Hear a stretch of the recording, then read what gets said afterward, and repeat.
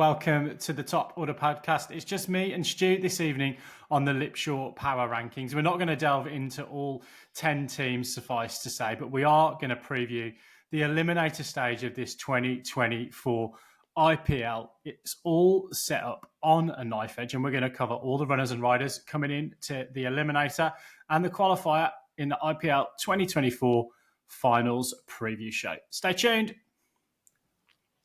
So, Stu, it's a week or so ago that we were here, and I think, a little bit of all of us, I think, wishing that we would have that game between CSK and the RCB actually be a decider, be a winner-takes-all game. There was a lot of permutations, I guess, going into that game that might not have made it that type of game. It could have been a bit of a damp squib if results had gone a different way across the rest of the group. And look, I think we'll come on and talk about obviously KKR's two rain-affected games. We'll talk about the Sunrisers obviously gaining some serious late tournament momentum, to use the Raj Reddy word.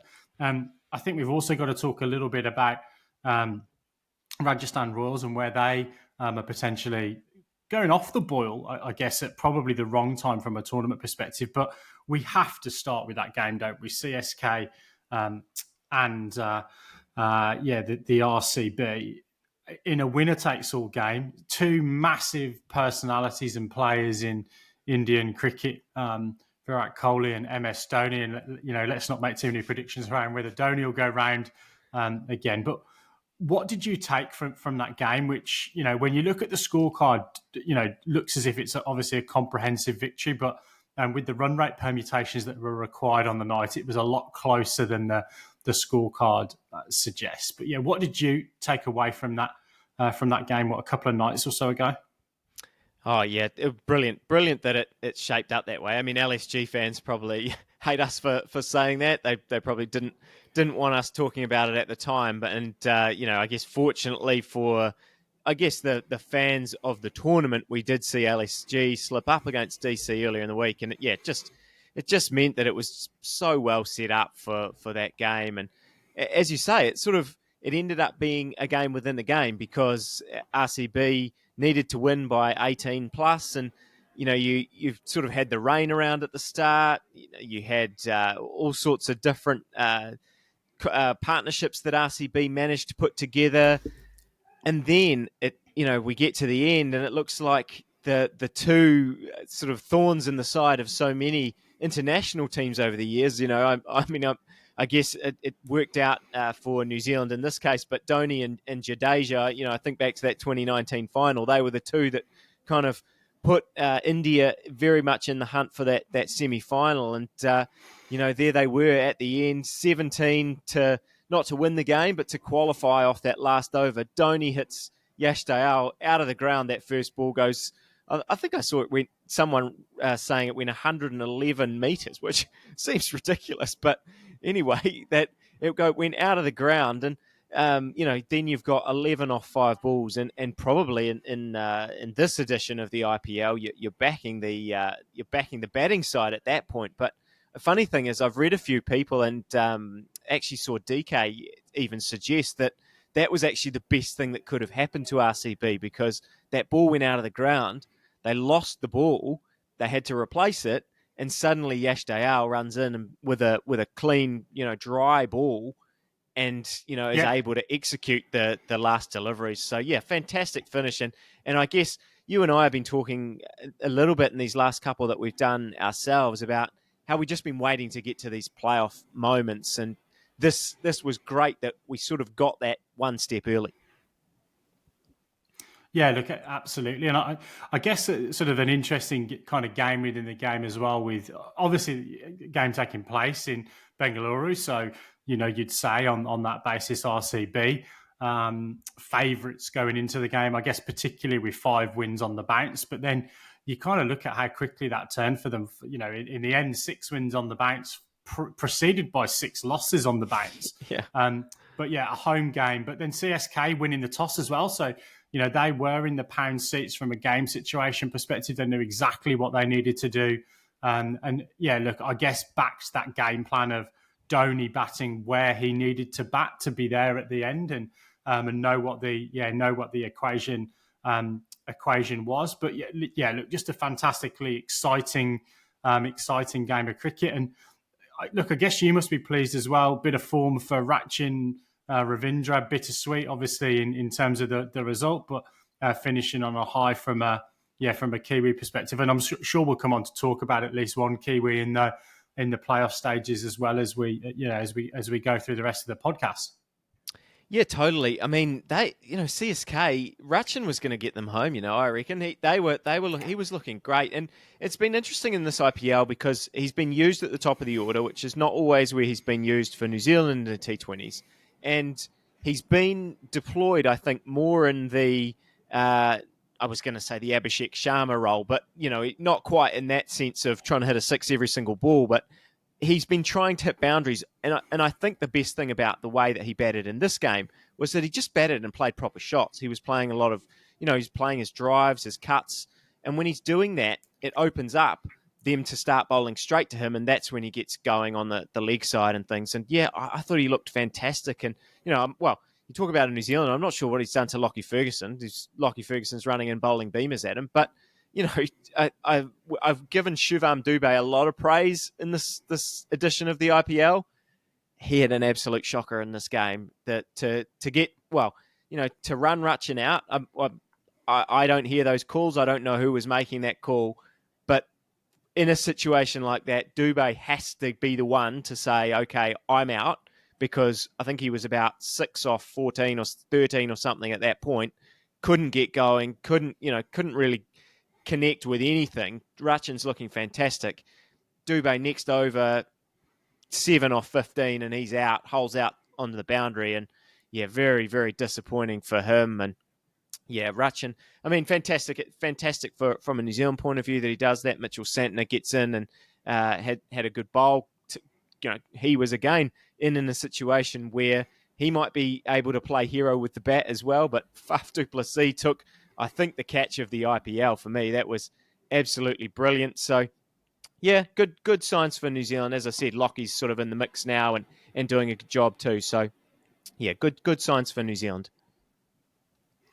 Let's talk a little bit then about the RCB.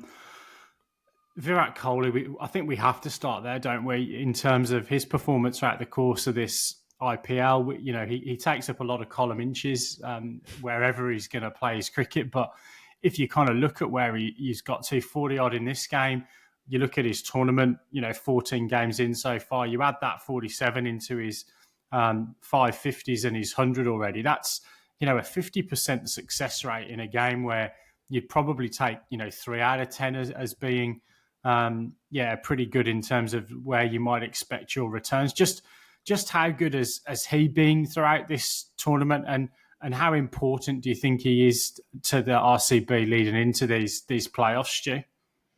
Oh, I mean, he's hugely important. Obviously, he's that kind of player that seems to, like you say, the column inches focus on him, the cameras focus on him. You could see when Faf took that catch, he's out there fist pumping and celebrating, and the cameras are just, they're almost, Faf takes this great catch and they just zoom off to Kohli. But, he does seem to have that impact on people, and, even just purely the batting, as you've said. I think I said it a couple of weeks ago. I've been so impressed with the way that, and I think he deserves a lot of credit for the way he's actually not changed his game, because he's always been someone that can play, all around the ground and things. But, he scored 700 runs in this IPL. He's done it at a strike rate of 155, I think, around about there. And I think up until the Sunrisers game overnight, he had the most sixes in this competition, and in nearing the top 10, of all time in terms of the IPL sixes. So he's been he's been able to adapt his game into to sort of meet the demands of what T20 cricket openers need to do, I think, in a better way than a lot of players of his generation have been able to do. So, I think he deserves a huge amount of credit for that. And, how important he's going to be. I mean, him and Faf at the top of the order. We've talked a lot about Travis Head and Abhishek Sharma in this tournament, but you're still not going to get much better going around than Faf and Virat when they're able to go. And I guess what they are able to do, possibly better. Well, I think much better than Travis Head and Abhishek Sharma, is they're probably able to assess the situation much better. They did that in this game. CSK spinners were able to dig them, not dig them a hole, but they were able to put a little bit of pressure on after that rain, build up some dots. But Faf and Virat were able to just soak up some of that pressure and then just hit boundaries when they needed to. And then I guess fortunately for RCB, they were able to, accelerate at the right time with guys like Patidar and Cam Green and Maxwell and DK. And, maybe you want to pick up on that point, because the way that those RCB batters finished that innings was just tremendous. And I think proved the difference at the end of the day. Yeah, look, I probably wanted to sort of segue, I suppose, to where the RCB might be a bit weaker going into the playoffs. And we've talked throughout the tournament about their bowling. We pretty recently, though, were talking about whether or not they'd got that sort of batting in the middle order, correct, if you like. I think we've obviously got. Will Jacks has left the RCB and he's off to the World Cup. The England players have all come out. Glenn Maxwell's had a pretty lean tournament so far. And we were questioning whether or not Cameron Green at 4 or 5, depending on whether they've used Patidar in that impact player position, was the right use of Cam Green. But you've got to say Cam Green's form over the last 3 or 4 games has had valuable contributions. We've talked obviously a hell of a lot over the last 2 IPLs in terms of Virat Kohli and Faf du Plessis. And then, I guess they've got a performance or 2 owed to them by Glenn Maxwell. And then, we talk about DK, who's, I guess kind of he's the Renaissance man, isn't he? He keeps finding a way to contribute. So, but batting, they look good. I guess it is the bowling where the worry still lies for them, despite the little run that they've gone on, or is this sort of method of having 7 or 8 options the way that they're going to potentially get on the engravers table in a week or so's time? Well, yeah, it's interesting. All the names that you rattled off there. I think that you asked me before what's my takeaway from this game. I think my takeaway from this RCB run is that they're becoming a well-rounded side. We talked a lot about like you said, about how much the bowlers were struggling, but I ran some numbers, and even though their bowlers were taking a hammering early on in the season, by this time now, end of this round robin, Mohammad Siraj and Yash Dayal are 3rd and 5th for the most dots in the season. They really have. Yash Dayal's been very impressive. We've talked in recent times about Mohammad Siraj coming round. They've been really good, and they're getting overs out of Glenn Maxwell, and they're getting overs out of every now and again out of Cam Green. I think they are becoming a side that has people that can contribute in a lot of different ways. Patidar was another that was really, really struggling at the start of the tournament, and now he just looks to be able to come in and up that rate straight away. And as you said, Maxwell again, another one who's just no contributions at all. And look, you see the scorecard, and if you don't look at it very closely, you see 16 or 14 or whatever he got. But him and DK, they scored 30 off 11 balls. So the way that they were able to just come in and go bang, bang, bang, that like we talked about, 18 runs was what they needed. They they ended up getting that by about 10 runs in the end, just sneaking in. So huge that they've kind of got people up and down the roster that are now starting to make a difference. And Lockie's contributing. I really like what they're doing. I mean, they're going to have to do it the hard way. They've obviously snuck into 4th in that, so they're going to have to win 3 on the bounce to win the tournament. And, history says that that's a pretty tough ask. But, you couldn't ask for much more after everyone, us, we all wrote them off. We all said they couldn't do it. I think their social media, their social media has now kind of jumped on that and gone, you all said we couldn't do it, but we did, and they couldn't do it. So, it's been super, super impressive. And, I just have to take my hat off for them. So, Stu, let's go into, I guess, the other half of that bracket. I forget which way around it is, the eliminator, I think, and talk about the team. We've talked about RCB and 6 games out of 6 and probably having probably as much momentum as anyone. We'll come on and talk, I think, about the Sunrisers a little bit later, who might stake a claim to that, certainly in the short-term sense of the word momentum. But let's go to the other end of the spectrum, and that's Rajasthan Royals, who came out of the gates really hard in this tournament. We're sitting pretty for a pretty decent period of time. And now have just, I guess, lost their way a little bit. Where are your worries for Rajasthan in this game? And it is the second one that comes up. We've got the qualifier first, but given we've talked about the RCB, let's talk about their opponents first. And that is the Royals. What are you worried about for them?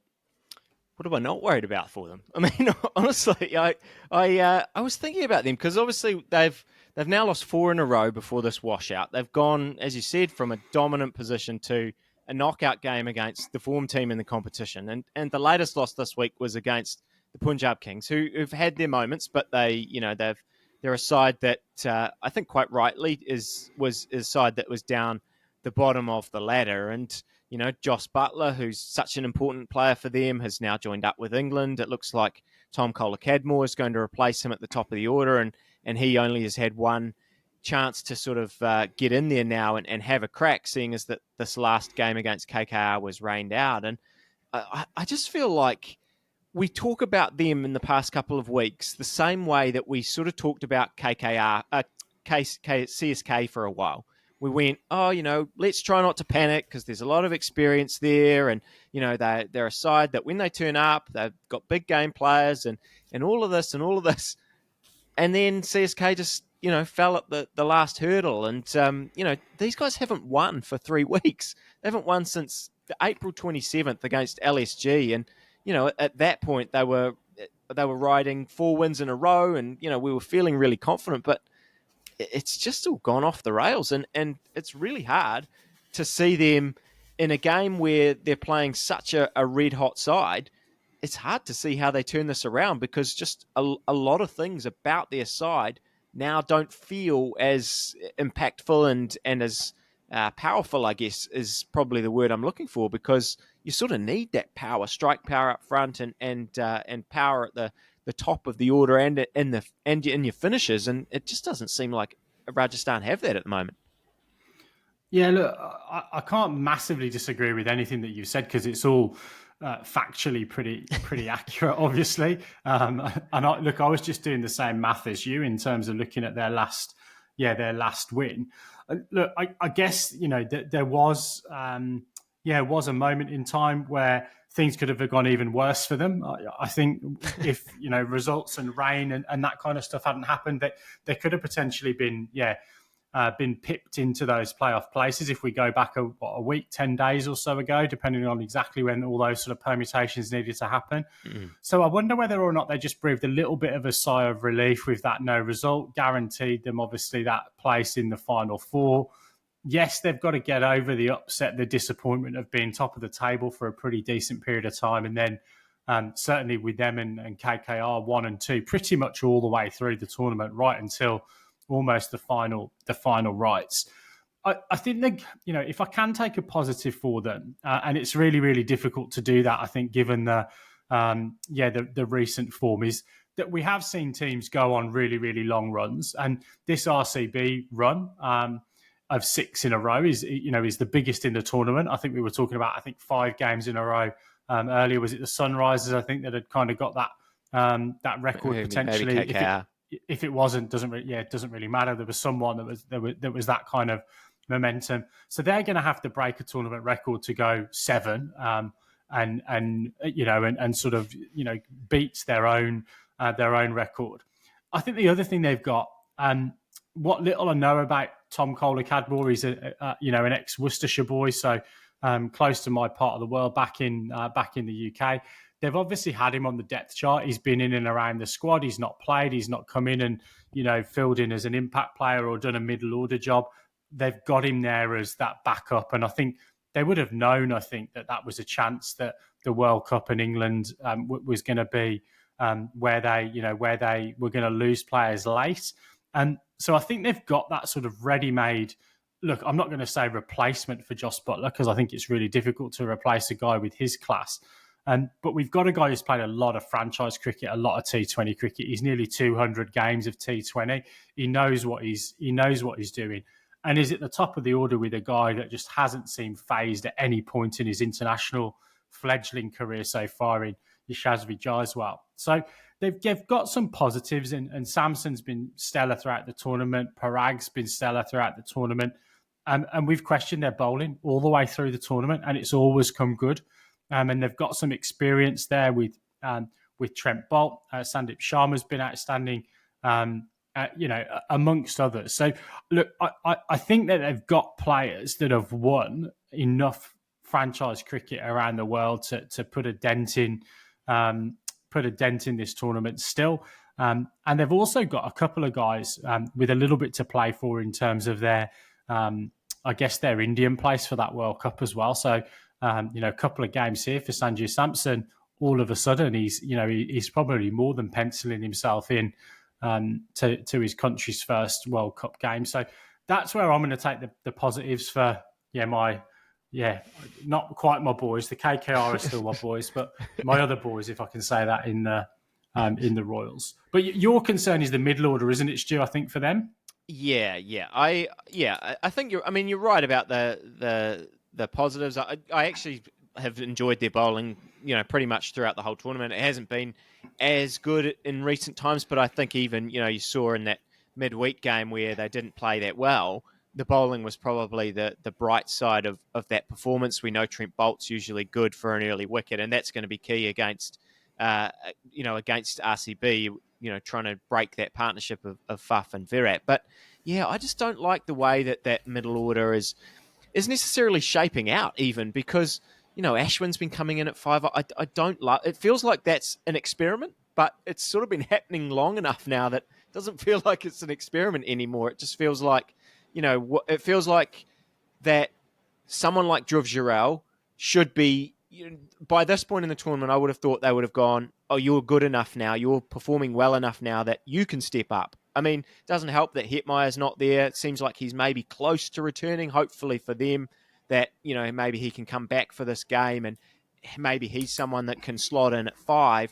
And then actually that balances that batting line up. Dhruv Jurel can stay at 6, Powell can stay at 7. And suddenly, Hetmeyer's probably better positioned to, come in the 10th over if needed, or, come in and close an innings. So I guess it seems like they don't want some of those other guys to come in too early, and that's why Ashwin's going in and he bats, does the job. To be fair, he did an okay job against Punjab in terms of what he did, but yeah, I just don't love it. And I think if you looked at the stats, I saw a table the other day about the middle orders, worst performing middle orders, and essentially Rajasthan are that worst performing middle order if you take averages and strike rates. And that's the thing about Ashwin is, he's doing an okay job there, but his strike rate, he doesn't seem, nothing against him. He's a fantastic all-round cricketer, but I don't think he's the perfect position to up your run rate. If we contrast to the way that Patidar and Cam Green batted when they came in from the 10th over,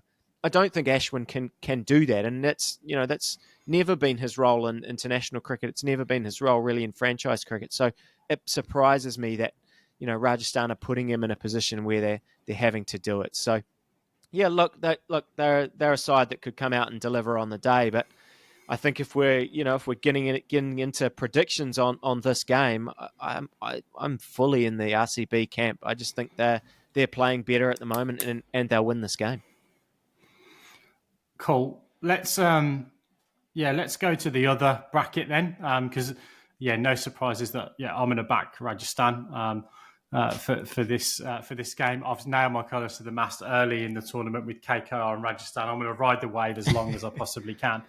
But let's go into, arguably the tie where we've got obviously a second bite of the cherry and a bit of momentum, certainly for the Sunrisers, and probably a little bit of a lack of momentum. Not all due to their own doing with the KKR. They've had a no result and an abandoned match. Unlike probably a couple of other teams, and even Rajasthan, who've at least got Kolkata one game.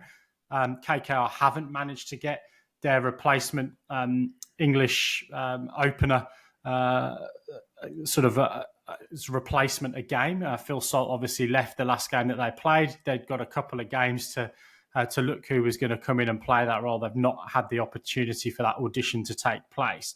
So look, they're going to be gutted that they've probably missed out on those couple of runouts.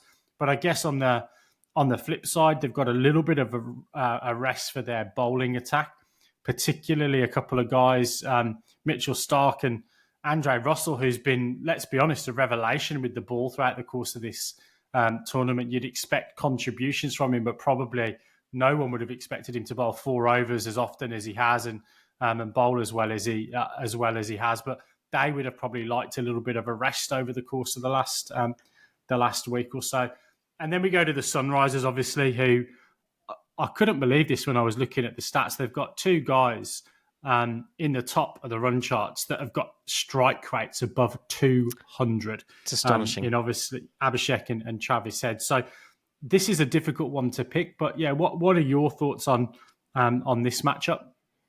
Let's start with KKR because, they, as you said, they were on a run of 4 consecutive wins before those 2 washouts against Gujarat and Rajasthan in the week. And, I think we could have this argument about is that a good thing, is that a bad thing, or is it nothing at all? And, I sort of feel like in a lot of ways now it's nothing at all. Like these guys play so much cricket. There's been a lot of debate here in New Zealand around New Zealand's not going to play any warm-up games before the T20 World Cup. We've got players obviously joining the squad at different times, so they've said, look, it's not even really worth our time to play a warm-up game. We're just going to go straight into the tournament. People are going to have played cricket very recently, even though, to be fair, on a New Zealand detour, a lot of these New Zealand guys have sat on the bench for big parts of this IPL. But, I think KKR, it's very hard to argue that they've not been the dominant team of this IPL and the side that should be going into this, this playoff and the whole round of the playoffs as the red hot favourites. Because, I think for the last few weeks we've been saying at the start of the tournament, bowling was our big concern. And then, as you said, Dre Russ, he's got the best strike rate in the competition.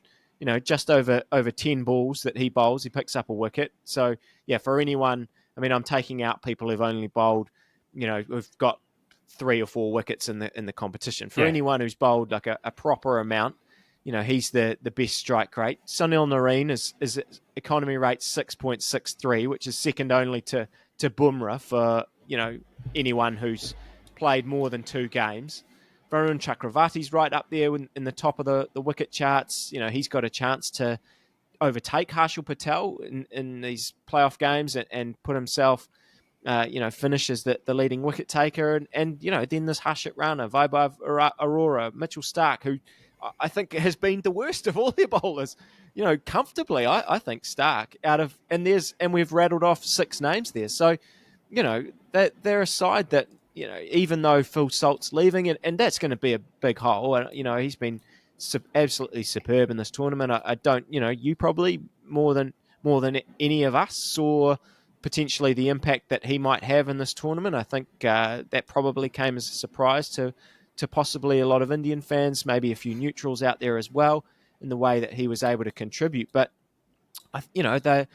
they've still able to bring in Gerbart. So I'm assuming that he's going to come in and take that opening spot. And, he's someone who last season came in and did a nice job at times for them. So, I think they're very well placed to go into these playoffs. And obviously you're going into this first game for both these two sides with a free swing and thinking, okay, we win this game, we can get ourselves into the final. And, I think, for both these two sides, I think what's exciting from a neutral point of view is that these first 2 playoff games, they're at Ahmedabad, and Ahmedabad has just been a run fest, particularly the last couple of games. I think the most recent games we saw Gujarat post that 230 against CSK, which was where Sudarshan and Gill got those hundreds, and then the game before that, RCB chased down 200 in 16 overs. So, I think we can probably, with these 2 teams and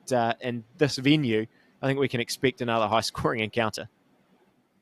Yeah, look, absolutely. Do we think so? I guess, yeah. You mentioned there the sort of free swing in this game for both teams. Obviously, I really like that, and I particularly think it rewards the team, obviously, that have finished at the top of the table. And you can't argue that KKR have deserved that over the course of the tournament. And you probably have to question whether or not, when you look at this last 50 over World Cup, India's record, whether they deserve that mulligan or not. But we've talked a lot about this Sunrisers batting lineup, their ability to absolutely blitz it.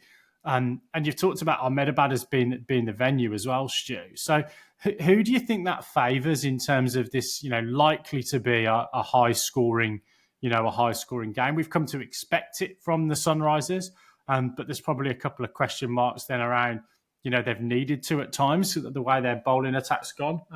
But I think we've seen, that slowly turn around with the form of, to be honest, that their seamers actually have really started to come good, haven't they?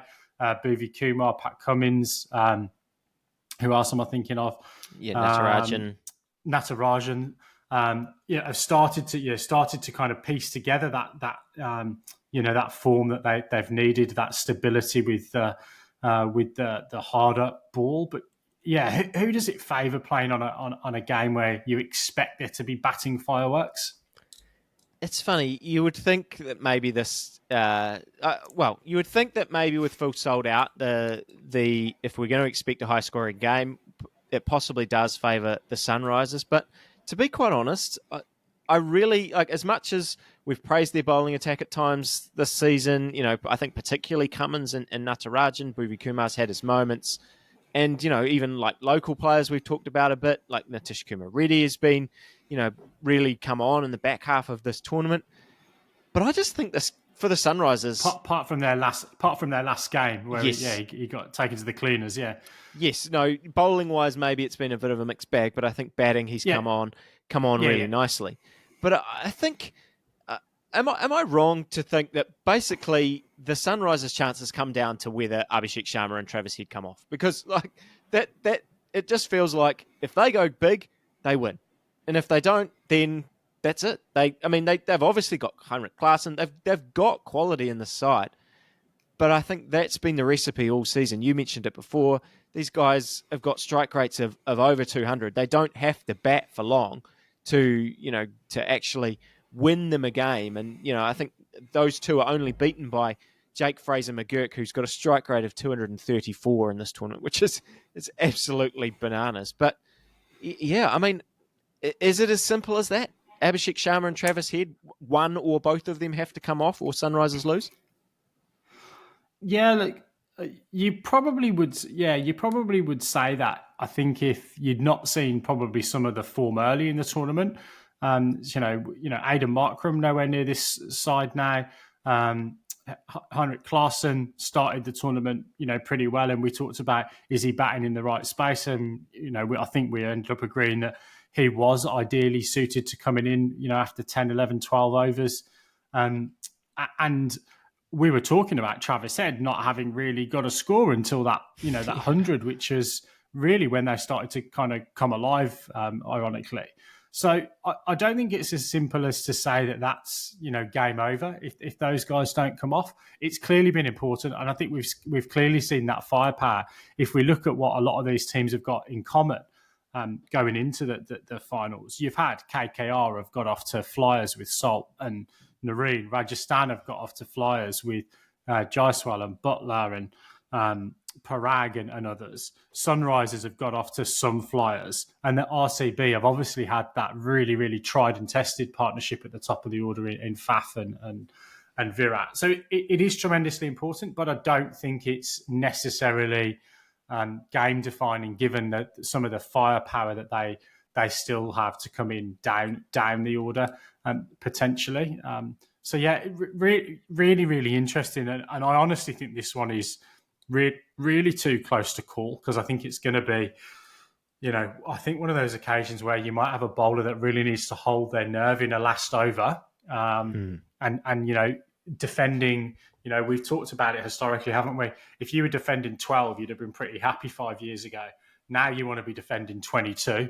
Yeah. That's the new normal at the back end of some of these innings in this tournament so far.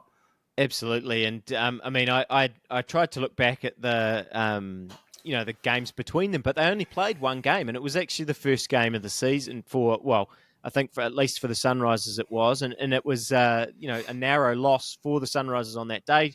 Lost by 4 runs, trying to chase down 208, and I think if we get something like that, I think it was the same situation. Harshit Rana had to defend.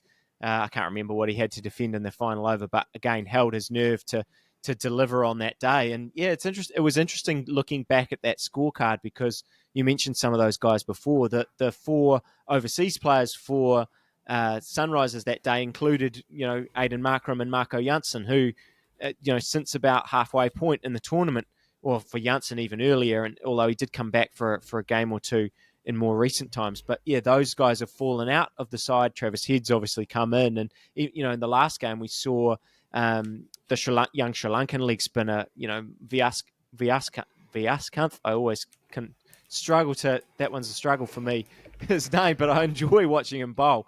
So I think just the way that the Sunrisers team has changed over that time has been very interesting. Whereas you compare that to KKR, and basically they've been able to keep their core together and just be able to build and build and build throughout this tournament. And yeah, I hope we're in for a cracking game because they're two sides. People that listen to this know that my heart is always kind of saying the Sunrisers, and I'm hoping that they can do the job here. Who are you thinking gets through to this final on this first game? Yeah, so I probably think it's it's a really, really close one. And again, I think I've just got to stick to my guns and say that the KKR are going to get through this first time of asking, so they'll go straight, obviously, into the final. And then, if my maths is right, that means Sunrisers, for me, are going to face up against the RCB in that sort of second game. Well, I think so. Well, I think RCB is going to be in that second game. If you think Rajasthan are going to be there, yes, it's going to be. Yeah, I would say. I do mean. I mean Rajasthan. Sorry, yes, I'm getting my R's mixed up. Yes. Yeah, fair enough. I actually do think KKR wins this game, this first up game, and okay. I think we end up with KKR going straight through to that final and very much justified. I would say, as I said before, I think RCB is flying, and I think that again kind of sets up an incredibly mouthwatering second game between Sunrisers and RCB, two sides that have been playing pretty well in recent times. And I actually have the Sunrisers, my heart's speaking here, Sunrisers sneaking into that final and actually upsetting KKR. Although I do think that the way that the playoff venues, I mentioned before about Ahmedabad, I think that they go to Chennai to finish off the back half of this tournament. Yes, they do. And that, I think, again, kind of, because KKR has developed into such an all-around side, Chennai games, if you go back and look at those, the more recent ones are certainly on the lower end and not necessarily favouring spinners more than seamers, because seamers have done an okay job there in recent times. If I think back to that CSK win that they had there recently, it was someone like Simajit Singh who performed really well for them. But I think they're probably more on the slower side, and that probably with KKR, the way they're going favours them. But it just takes Abhishek Sharma and Travis Head to get hot in that final, and they'll bring home I'll be able to say, Glenn Phillips, Daniel Vettori claim the New Zealand victory again, like I did last year with CSK New Zealand winning the title. Yeah. Okay. And quick point. I don't know whether you know the answer to this. Would the finals have both been at Chennai had the Super Kings got through? Would they have changed the venue? Or, I don't think so. Home advantage? No, it would have been somewhere different. No, I don't think so. I think, I could be wrong, but looking at them earlier on in the week, the venues, and think I think they'd already been announced. So they're already okay. announced. So yeah, I don't quite know. Listeners and viewers, maybe someone can tell us whether that changes every year. I don't actually know the answer to that question. I probably don't pay enough attention to venues from year to year point of view. But yeah, who are you thinking then? Give me a winner for the final before we leave. Yeah, so I'm gonna stick all the way through. Same answer. I think the KKR. Okay, So that'd been great. I think they deserve to go through, and I think they look. I think they will. And the other interesting point for me here, and you kind of make comparisons with big football leagues around the world, and from year to year, you tend to maybe have one additional team get into the the final stages of the Premier League, for example, or La Liga. But it's topsy-turvy, isn't it, that we kind of go back 12 months ago and we got two expansion teams in Gujarat and LSG, with CSK and Mumbai in the Final Four. And then this year, a completely different Final Four. We've not got one constituent that's the same, with obviously, KKR, Rajasthan Sunrisers and the RCB making up the Final Four this year. So, yeah, it is crazy when we think about going back to the start of the tournament and when we started to look at the betting odds, and they were, heavily in favour of Chennai, Mumbai, GT, and here we're having a very, very different conversation at the end of the tournament. Absolutely. I mean, I hadn't even given that any thought. That's for completely new teams, and so that is fantastic. Look, this tournament, I don't know. I think around the world, outside of India, it has its detractors. I think there's definitely a case for how. I think if we want the global world, the global cricket world to get more fan investment in the IPL, I think there's a little bit of work that could be done around how we do that. I think that's probably a much bigger conversation that maybe lies in the future around, getting. I think what's happening in terms of, potentially some of these franchises contracting players, and then you play for the Mumbai Indians in South Africa and all these different parts of the world, and then maybe you have some fan investment, because I think at the moment that's probably the biggest challenge for a lot of people. Even playing a 2-month T20 window is a challenge, but it certainly brings out some fantastic cricket, and it's been very topsy-turvy, and I think, as you said, it's great that we kind of get new names. As much as we've had dominance of Mumbai and CSK, if you just look at the winners charts, getting different people in those playoffs every year has been fantastic over the last couple of installments.